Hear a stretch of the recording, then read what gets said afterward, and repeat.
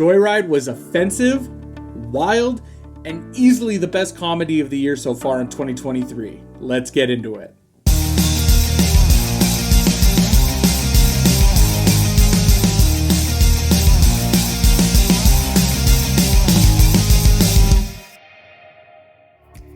Welcome back, movie fans. I'm Matt, and today we're discussing Joyride, starring Ashley Park, Sherry Cola, Stephanie Hsu, and Sabrina Wu.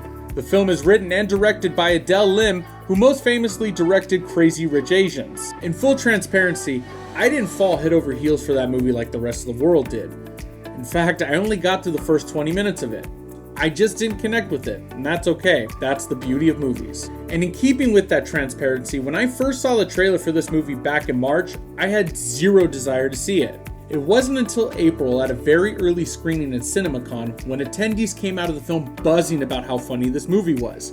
I quickly changed my tune and realized I needed to get on board and go check out this movie. And I am so happy I did. The story centers around four unlikely friends who embark on a once-in-a-lifetime international adventure, and it quickly becomes a journey of bonding, friendship, belonging, wild debauchery, and ultimately reveals the universal truth of what it means to know and love who you are. One of the standout features in this film is the opportunity given to each leading woman to showcase each of their own on-screen personalities. Their performances truly shine through, and it adds a lot of depth and so much charm to the story, and it's so refreshing to see well-developed characters who leave a lasting impression. Now, I've talked about it before in my other reviews, but comedy can be a tricky genre to tackle, but Joyride successfully delivers laughs from start to finish. I truly do believe this is a rare gem that keeps you giggling throughout the entire film, showcasing its strong comedic script and impeccable timing. I mean, this is one of those rare comedies that stick with you like The 40-Year-Old Virgin or Superbad. I mean, I went back and looked over the past few years at comedy movies, and I don't think we've really gotten anything that I would consider super memorable.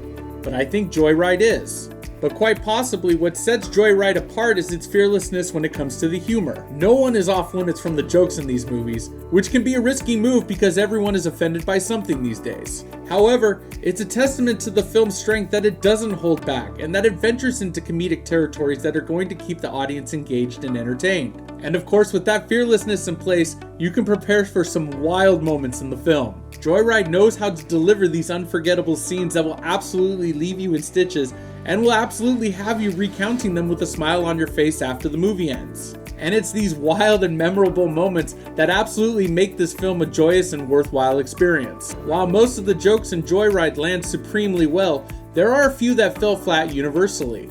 And what I mean is what I noticed in my theaters that when the jokes hit, they hit with everyone. But the ones that didn't land, no one laughed. It was an interesting observation. And it always needs to be said, but humor is subjective. But the jokes that miss the mark may feel noticeable, particularly in a theater setting.